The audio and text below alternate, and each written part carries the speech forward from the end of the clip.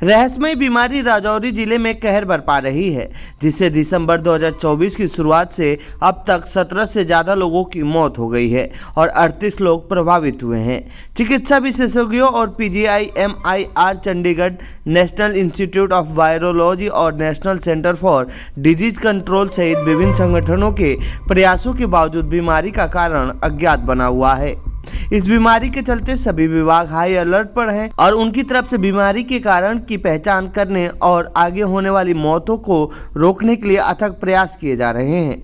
वहीं इस रहस्यमयी बीमारी की वजह से पूरे गांव को कंटेनमेंट जोन घोषित कर दिया गया है और प्रभावित परिवारों के घरों को सील कर दिया गया है। कुछ मरीजों को राजौरी के सरकारी मेडिकल कॉलेज यानी GMC में लाया गया है। राजौरी में इस रहस्यमयी बीमारी पर सरकारी मेडिकल कॉलेज के प्रिंसिपल अमरजीत भाटिया ने कहा कि हम जो कदम उठा रहे हैं, जिसमें कंटेनमेंट लोगों को मेडिकल कॉलेज में शिफ्ट करना शामिल है, इससे पता चलता है कि हमारी सरकार, प्रशासन, विधायक ईमानदारी से मौतों को और बढ़ने से रोकने की कोशिश कर रहे हैं। यह कहने के लिए कोई सबूत नहीं है कि यह वायरस है, क्योंकि स्वास्थ्यकर्मी करीब 1.5 महीने से वहां रह रहे हैं, लेकिन कोई भी बीमार नहीं पड़ा है। ये जितने भी स्टेप्स आपने देखे हैं कि कंटेनमेंट हो गई है, लोगों को मेडिकल कॉलेज में शिफ्ट किया गया है, ये शो करती है कि हमारे वहाँ पे सरकार जो है, हमारी एडमिनिस्ट्रेशन है या हमारे MLA साहब हैं जावेद चौधरी साहब, उनके कितने सिंसियर एफर्ट हैं कि वहाँ पे 17 की अगर मौत हुई है तो 18वीं नहीं होनी चाहिए। और ये बात मैं बार बार कह रहा हूँ कि अभी तक कोई ऐसा पुख्ता सबूत नहीं है जिसमें हम बोलें कि ये इन्फेक्शन है या कोई वायरस है। अब हमारी हेल्थ केयर वर्कर्स की टीम वहाँ पे 1.5 महीने से घूम रही है, हमारा कोई हेल्थ केयर वर्कर बीमार नहीं हुआ, हमारी कोई आशा वर्कर बीमार नहीं हुई, हमारे डॉक्टर यहाँ पे जो इन लोगों को देख रहे हैं वो कोई बीमार नहीं हुआ। जबकि कोविड के दिनों में हम एक बार जाते थे, अगले दिन हम खुद बीमार पड़ते थे। मैं खुद बदाल के एरिया में घूम रहा हूँ, मैं वहाँ पे MLA साहब के साथ भी बैठा हूँ, 100 लोगों के बीच में बैठा हूँ, ना तो मैंने मास्क पहना था ना MLA साहब ने पहना था, हम दोनों में से कोई बीमार नहीं हुआ।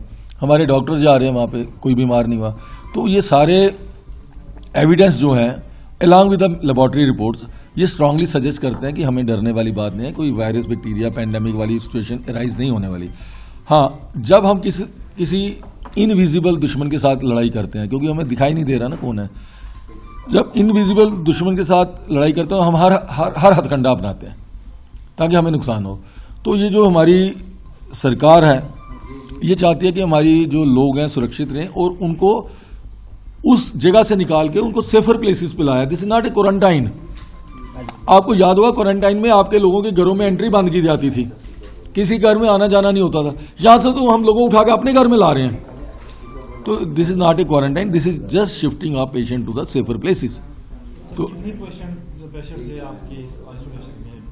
आइसोलेशन नहीं मैं बोलूंगा, फिर there is no isolation, because वो पेशेंट ही नहीं है, वो उनके रिलेशन है जो हमने ऑब्जर्वेशन के लिए लाए हैं और उनके हम रखने के लिए लाए हैं। हो सकता है कुछ दिनों बाद सरकार एडमिशन कोई हॉस्टल में शिफ्ट कर दे किसी में। अभी 3 लड़कियां लाई हैं वहां से, उनकी क्या कंडीशन? वो अभी हमारी टीम ऑफ डॉक्टर्स उसको देख रही है, इन्वेस्टिगेट कर रही है, उनको ट्रीटमेंट चल रहा है। वो डॉक्टर हमारे HOD हैं, डॉक्टर जमील हैं, बाकी हमारे सारे डॉक्टर हैं, पीडियाट्रिशियन हैं, चेस्ट स्पेशलिस्ट हैं, वो उनको ट्रीट कर रहे हैं। इस बीमारी को लेकर CM उमर अब्दुल्ला ने चिंता जाहिर की है। उन्होंने कहा है कि हमें अभी इस बीमारी के बारे में कुछ भी पता नहीं चल सका है, हम इसका पता लगा रहे हैं, जैसे ही पता चलेगा इसके बारे में जानकारी दी जाएगी। तो तहकीकात हमारी जारी है। जैसे मैंने उस दिन रजौरी में कहा, हम अभी तक कम से कम इतना तो समझ पाए हैं कि ये कोई वायरस या बैक्टीरिया नहीं है। अब क्या चीज है, इसके लिए हमारी अपनी मेडिकल टीम, मरकज की टीम और पुलिस का अब सिट भी बिठाया गया है। हम जवाब जो है वो हासिल करेंगे और लोगों को बताएंगे। अब इसमें थोड़ा सा वक्त लग रहा है, क्योंकि अभी तक सब्सटेंस क्या है, किस वजह से ये सब हो रहा है, इसके बारे में पूरी तरह से हम पता नहीं कर पाए। जैसे कर पाएंगे आपको बता देंगे। दिल्ली इलेक्शन में क्या उम्मीदें हैं सर, कौन जीतेगा? तो ये थी जम्मू कश्मीर से जुड़ी हमारी रिपोर्ट। आपको कैसी लगी ये रिपोर्ट कमेंट बॉक्स में बताएं।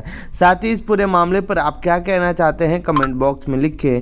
बाकी देश दुनिया की खबरों के लिए बने रहिए जनसत्ता के साथ। धन्यवाद।